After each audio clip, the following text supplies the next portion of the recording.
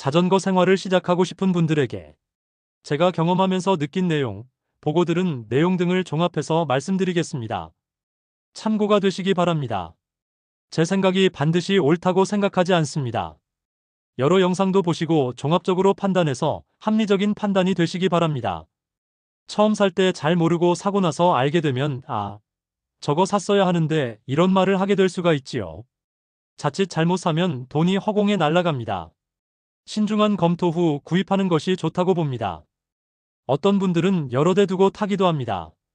이럴 경우 비용도 문제이지만 보관상 애로사항이 생기게 됩니다. 대부분의 경우에는 가정에 여유 공간이 그리 많지 않을 걸로 봅니다. 한 대를 구입할 경우 고려사항을 말씀드리겠습니다.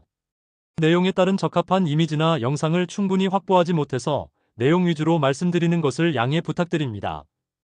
구독, 좋아요 부탁드립니다. 어떤 자전거가 좋을까요? 흔히들 타는 자전거가 MTB, 미니벨로, 로드, 하이브리드, 그래블이 있지요. 판매하는 것을 보면 하이브리드 그래블은 숫자가 미미합니다. 그만큼 찾는 사람이 적다는 의미라고 봅니다. MTB, 미니벨로, 로드 중에서 고르는 것이 무난해 보입니다. 시내 구간 주행이 많으면 미니벨로나 MTB가 좋아 보입니다. 로드는 속도 위주 자전거로 타이어가 얇고 핸들폭이 좁아서 안전에는 상대적으로 불리합니다.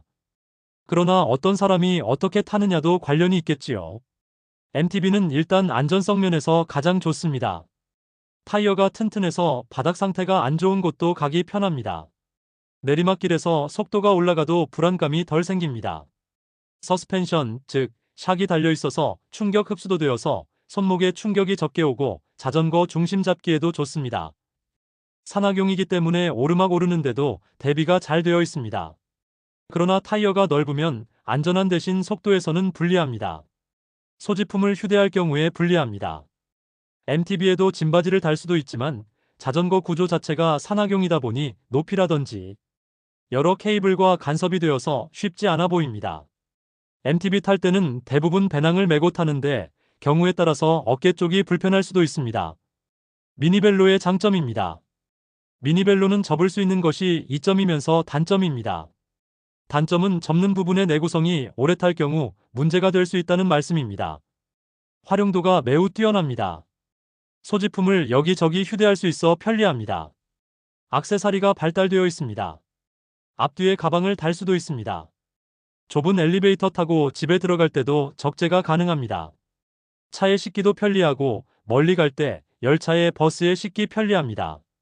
다른 자전거도 버스에는 실을 수 있지만 공간이 부족해서 못 싣는 경우가 있습니다. 미니벨로는 접어버리면 훨씬 유리합니다. 미니벨로는 MTB나 로드보다 상대적으로 가격이 쌉니다. 물론 미니벨로도 비싼 것도 있지만 그래도 다른 자전거 비싼 것에 비하면 싼 편입니다. 짐을 휴대할 때도 자전거가 낮으니까 짐바지를 달고 편리하게 휴대할 수 있습니다. 미니벨로의 단점입니다. 단일 사이즈이기 때문에 키가 큰 사람들은 사고 나서 개조를 해야 할 것으로 봅니다. 처음 살 때 핸들 포스트가 많이 앞으로 기울어진 것을 사면 되는데 그런 제품이 잘 보이지 않습니다. 일단 산 후 12도짜리 핸들 포스트를 사서 개조하는 방법이 무난해 보입니다. 가변 스템으로 핸들바를 앞으로 미는 방법도 있습니다. 핸들 포스트의 각도가 0도, 6도, 12도로 구분됩니다. 판매할 때 핸들 포스트가 몇 도인지 표시를 안 하더군요. 다음에는 오르막 오를 때 기어비가 부족할 수 있습니다. 이것도 살 때 뒤 스프라켓이 제일 큰 것을 사두어야 나중에 후회가 안 될 것입니다.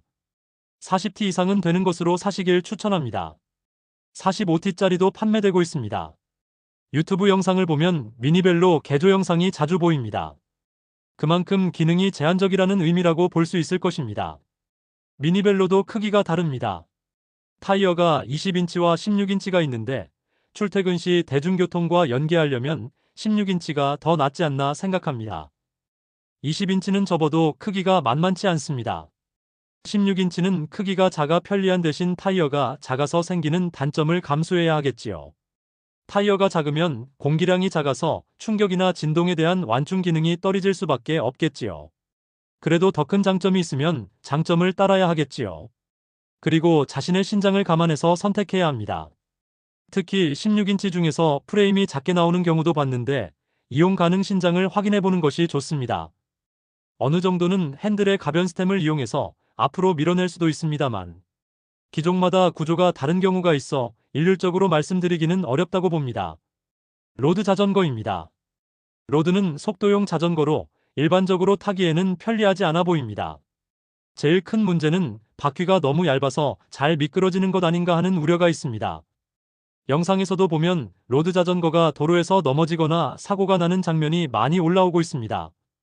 타이어가 얇아서 공기량이 적습니다. 충격 시 펑크가 잘 난다고 합니다. 핸들 폭이 좁아서 시내에서 방향을 조종할 때 불리해 보입니다. 안전하게 타기 위한 주행 기법들을 배운 후에 타는 것이 좋다고 봅니다. 하이브리드 자전거입니다. MTB와 로드의 장점을 모아서 만들었다는데 판매 사이트에 보면 기종이 별로 없습니다. 로드 자전거에 수평 핸들바를 장착한 것으로 보면 됩니다. 그 말은 별로 찾는 사람이 없다는 것과 같다고 봅니다. 다른 것은 모르겠으나 타이어가 MTB보다는 얇아서 도로에서 속도 내기에 유리합니다. 그런데 자세히 보면 기어비가 MTB보다는 높습니다. 같은 등급의 변속기에서 보면 MTB가 0.75이면 하이브리드는 1입니다. 저속 기어비가 0.25 차이 나면 적지 않은 차이입니다. 이 말은 오르막 오를 때는 하이브리드가 MTB보다는 불리하다는 말입니다. 하이브리드 타실 분은 MTB 사서 타이어 얇은 것으로 교체하는 것도 방법이 될 것입니다. 기어비도 낮게 확보하고 속도도 적당하게 올라가는 효과가 있겠지요. 만능 자전거는 없습니다. 이것도 되고 저것도 되고 이런 생각을 하기 쉽습니다. 기계란 것은 구조에 따라서 용도가 제한적일 수밖에 없습니다. 제일 중요한 용도 하나를 기준으로 생각해 보는 것이 좋을 것입니다. 오르막 주행이 제일 중요하면 MTB로 가야 하겠고, 휴대성을 생각하면 미니벨로, 속도를 생각하면 로드가 되겠지요. 적당한 오르막을 올라야 하고 속도에 큰 관심 없으면 미니벨로가 활용도가 높다고 봅니다. 자전거를 살 때 가격 수준이 중요합니다. 처음에 당근에서 싸게 사서 타보면서 내게 필요한 성능이 어느 정도인지, 어떤 스펙이 필요한지 충분히 경험을 쌓고 나서 새 제품을 사는 방법이 있습니다. 다른 방법으로는 일단 비싼 것을 사면 어느 정도는 성능이 확보됩니다. 구입한 비용이 아까워서라도 열심히 타야겠다는 생각도 가능합니다. 반면에 별 생각 없이 비싸게 샀다가 집에서 자리만 차지하는 애물단지가 될 수도 있겠지요. 비싸게 샀다가 당근에 내놓으면 손해가 큽니다. 무엇을 사든지 간에 이 영상을 자세히 보시고 또 다른 영상도 많이 본 후에 나름대로 충분한 검토를 하는 것이 좋아 보입니다. 너무 싼 것은 피하시길 추천합니다. 자전거는 비싼 만큼 돈값합니다. 그 말은 쌀수록 나중에 짜증이 날 가능성이 높다는 말과 같습니다. 그렇다고 너무 비싼 것은 비용 부담이 되겠지요. 뒷기어는 최하 8단 이상 추천합니다. 그러나 가능하면 단수가 많은 제품을 사시길 추천합니다. 소재는 알루미늄이 무난한 것 같고 스틸은 비추입니다. 카본은 좋지만 장단점이 있고 가격이 부담이 될 수 있습니다. 뒷기어는 최대한 큰 것으로 하는 것이 좋습니다. 뒷기어 큰 것으로 하려면 다단 크랭크인 경우 10단 11단은 되어야 할 것입니다. 싱글 크랭크도 뒷기어는 큰 걸로 하는 것이 좋을 겁니다. 전기 자전거에 대해 한마디 하겠습니다. 저는 전기 자전거를 2년 정도 타다가 일반 자전거로 전환했습니다. 좋은 점도 있지만 단점도 있습니다. 결론을 말씀드리면 특별한 용도가 없다면 비추입니다. 대부분이 스로틀 방식으로 사고 시 별도로 합의해야 합니다. 가끔씩 나는 화재 뉴스를 보면 엄청 신경 쓰입니다. 전고체 배터리가 보편화될 때까지 기다려보는 것도 괜찮아 보입니다. 전기 모터가 있으니까 운동 강도는 약합니다. 대신 무지 편리합니다. 무게가 20에서 30kg 사이로 생각보다 무겁습니다. 무게 100g 줄이기 위해서 노력하는 것과는 반대입니다. 전기 자전거에서 MTB로 기종 전환하고 다리가 적응하는데 시간이 꽤 걸렸습니다. 전기 자전거 관심 있는 분들은 많은 영상 보시고 신중하게 구입하시기 바랍니다. 자전거는 구동계가 가장 중요합니다. 자동차의 미션과도 같은 것이지요. 여러 가지 재원 중에서 특히 구동계에 대한 숫자를 잘 이해해야 합니다. 구동계에 대해서 이야기하겠습니다. 자전거 살 때는 구동계를 잘 살펴야 합니다. 즉, 변속기어가 어떤 것이냐 하는 것이죠. 우리나라 국토의 대부분이 산인 것은 잘 아실 겁니다. 사는 동네이건 여행 코스이건 언덕과 오르막이 없는 곳이 없습니다. 아무리 좋은 자전거라도 오르막 오르는데 고통스러우면 좋은 이동수단이라고 할 수 있을까요? 제가 권장하고 싶은 자전거는 무슨 자전거든 간에 뒷스프라켓, 즉 뒷기어가 가능한 큰 것을 구입해야 한다고 봅니다. 기어 단수가 많으면 좋을까요? 기어 단수가 많다고 오르막 오르기가 반드시 편한 것이 아닙니다. 통상적으로는 기어 단수가 많으면 뒷기어가 큰 것이 달리는데 어떤 제품은 단수는 높은데 뒷기어가 크지 않은 경우도 있습니다. 단수 간 격차를 줄여서 부드러운 변속을 중요시한 것으로 보입니다. 앞 기어의 톱니수에서 뒷기어의 톱니수를 나누어 보면 숫자가 나오는데 이것이 기어비입니다. 기어비는 낮을수록 오르막에서는 유리합니다. 높을수록 속도 내는데 유리합니다. 두 개 다 충족하면 좋겠지요. MTB는 산길을 오르는 용도니까 오르막 오르기에는 제일 유리합니다. 구형은 앞기어가 3장이니까 다양하게 활용하기가 좋습니다. 신형은 2장 또는 1장으로 나옵니다. 그 대신 가격과도 연결되어 있으니까 종합적으로 고려해야 할 것입니다. 단수보다는 기어비를 잘 살펴야 합니다. 기어 단수는 많은데 뒷기어 톱니수가 작아서 기어비가 그리 낮지 않은 제품도 봤습니다. 제가 타는 MTB가 27.5인치의 기어비 0.75입니다만 부족함을 느낍니다. 개인적 의견으로는 0.6 정도까지는 나오는 것을 구매하시길 권장합니다. 타이어가 29인치라면 더 낮아야 한다고 봅니다. 기어비는 MTB와 미니벨로를 동일한 기준으로 보면 안 됩니다. 타이어 크기가 다르기 때문입니다. 미니벨로의 경우 제가 타는 기종이 앞에 40 뒤에 32로 기어비 1.25가 나오는데 부족한 감이 있습니다. 미니벨로는 앞기어를 다단화할 수도 있습니다. 미니벨로의 구동계가 제한적이다 보니 다단화하시는 분도 계시는데 쉽지 않습니다. 일부 기종은 자전거 프레임에 앞변속기를 달 수 있는 마운트를 용접해서 나옵니다. 다단화하실 분들은 이런 기종을 사시면 편리합니다. 제가 본 것은 메디슨 바이크의 피콜로, 뉴델타 이런 기종이 있습니다. 그러나 다단화는 보통 샵에서도 작업을 안 해줍니다. 그만큼 문제가 있으니까 그렇겠지요. 대신 뒷기어 톱니수가 40개 이상짜리로 하고 앞기어 톱니수가 44 또는 40짜리를 사용하면 굳이 다단화 안 해도 되지 않나 하는 생각입니다. 앞기어가 1장, 2장, 3장짜리가 있네요. 앞기어가 3장이면 기어폭이 넓어서 유리합니다. 무게가 무겁니 어쩌니 해도 기어비 측면에서는 실용적입니다. 물론 산악을 주행할 때는 변속에 불편한 면이 있습니다. 도로에서 탈 때는 크게 불편하지 않고 기어비를 다양하게 활용하는데 유리합니다. 대신 1장짜리라면 개조가 유리합니다. 타보다가 더 큰 걸로 더 작은 걸로 교체하는 작업이 간단합니다. 다단 크랭크는 손떼기가 매우 어렵습니다. 여러 부품이 호환이 되어야 하기 때문입니다. 앞기어가 몇 장이든 간에 뒷기어는 가급적 큰 것이 달린 것이 좋습니다. 나중에 후회 안 합니다. 앞기어가 2장짜리도 나옵니다. 앞뒤 최고 최저 톱니수를 계산해 보시기 바랍니다. 크랭크 다단과 싱글에 대한 이야기는 유튜브에 올라 있습니다. 보시고 비교해 보시기 바랍니다. 조건이 불리한 상황을 가정해야 합니다. 출발할 때 가볍게 잘 나갑니다. 좀 타고 나서 체력이 떨어지면 페달이 무거워지지요. 맞바람 맞으면 왜 그렇게 안 나갑니까? 그리고 자전거에 짐이 실릴 경우도 있지요. 이 모든 조건이 갖춰진 상황에서 오르막 오른다고 생각해 보십시오. 기어비가 충분히 낮지 않으면 정말 힘듭니다. 그리고 몸에도 무리가 갑니다. 무릎 허리 같은데 통증이 생길 수도 있고요. 그래서 기어비는 최대한 낮은 것이 좋다는 것입니다. 개조하는 것은 매우 불편합니다. 기어비가 생각대로 안 나오면 개조를 생각합니다.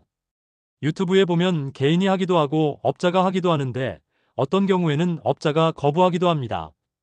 구조적으로 개조가 상당히 까다로울 수도 있고 불가능할 수도 있기 때문이겠지요.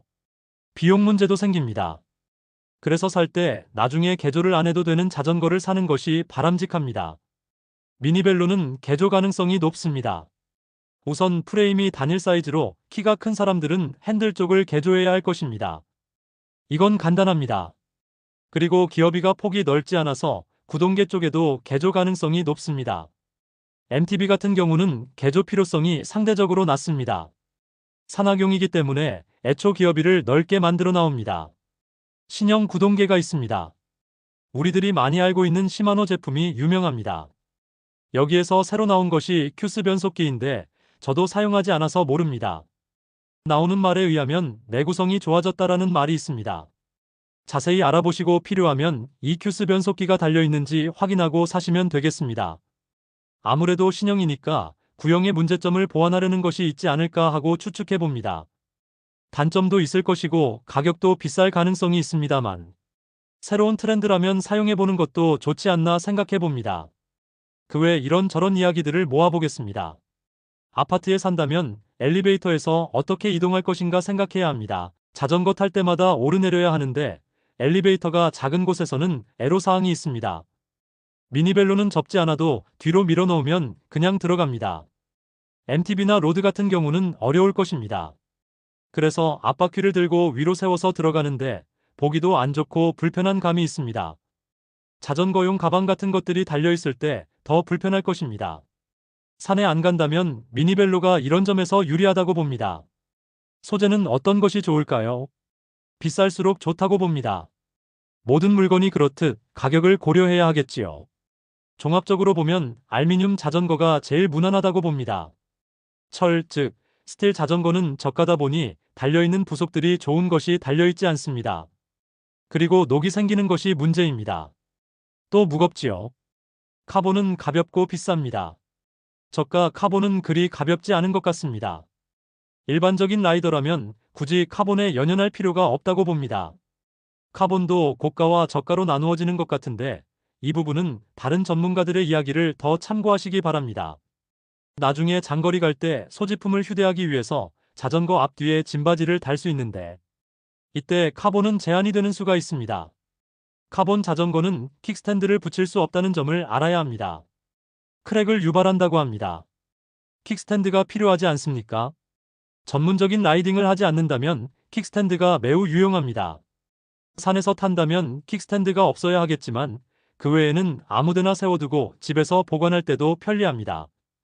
미니벨로는 킥스탠드가 달려있어 문제가 안 되는데 MTB는 카본인 경우에는 킥스탠드를 장착할 수 없습니다. 포크에 구멍 즉 아일렛이 있는 자전거가 유용합니다. 앞에 샥이 안 달린 자전거라면 앞 포크에 아일렛, 즉 나사구멍이 있는 기종이 유용합니다. 나중에 장거리 갈 때나 짐을 휴대해야 할 때 가방을 달 수 있어 좋습니다. 아일렛이 없어도 가능하겠지만 있는 것이 더 편리하고 견고할 것입니다. 속도 빠르다는 광고를 조심하시기 바랍니다. 자전거 속도는 다리 힘이 제일 중요합니다. 다리 힘이 부족한데 속도를 내고 싶은 경우는 내리막이겠지요. 그 외에는 타이어를 얇게 만들어서 저항을 줄여서 빠르게 하는 것인데 이는 안전을 희생하는 것입니다. MTB는 타이어가 두툼합니다. 로드는 원래 경기용이기 때문에 속도가 빠른 것이 당연합니다. 미니벨로가 문제인데 미니벨로는 타이어 폭이 여러 가지 장착이 되어 나옵니다. 속도용 미니벨로는 타이어가 매우 얇게 나오는데 그만큼 안전도가 떨어지는 것입니다. MTB는 대부분 폭 2.1인치 타이어가 달려 나오니까 이를 기준으로 비교하시면 됩니다. 미니벨로를 구입한다면 타이어 폭을 확인하고 결정하시기 바랍니다. 속도는 다리 엔진이 제일 중요합니다. 무게는 가벼울수록 좋다고요? 당연한 말씀입니다. 대신 가격이 올라갑니다. 특별한 용도가 아니고 일반적으로 타신다면 무게 별 문제 안 됩니다. 무게가 무거움에 따른 장점도 있습니다. 고가품으로 올라가면 무게 조금 줄이는데도 가격이 많이 올라가지요. 사용자 입장에서는 굳이 몇백 그램 줄이려고 비용을 많이 지출할 의미가 있을까 싶습니다. 인터넷에 올라있는 재원을 잘 검토해야 합니다. 소재, 앞 크랭크, 스프라켓, 브레이크, 샥 종류, 무게, 변속기 종류, 톱리수 등등 올라있는 재원을 잘 파악해야 합니다. 이 재원들이 이해될 때까지는 구입하지 마시고 숫자의 의미를 충분히 아시고 난 후 구입하시기 바랍니다. 그래야 나중에 후회와 이중 비용 지출이 방지됩니다. 가까운 샵을 단골로 만드는 것이 좋습니다. 아무래도 자주 가는 단골 샵이 있으면 여러 가지 편리하고 좋습니다. 그런데 그 샵에는 원하는 자전거가 없습니다. 이럴 때는 인터넷에서 구매하되 미조립으로 구입해서 단골샵에 조립을 의뢰하는 것입니다. 조립된 것을 사면 조립 상태가 좀 부실할 수도 있습니다. 샵에 의뢰해서 조립하면 빈틈없이 해줄 것입니다.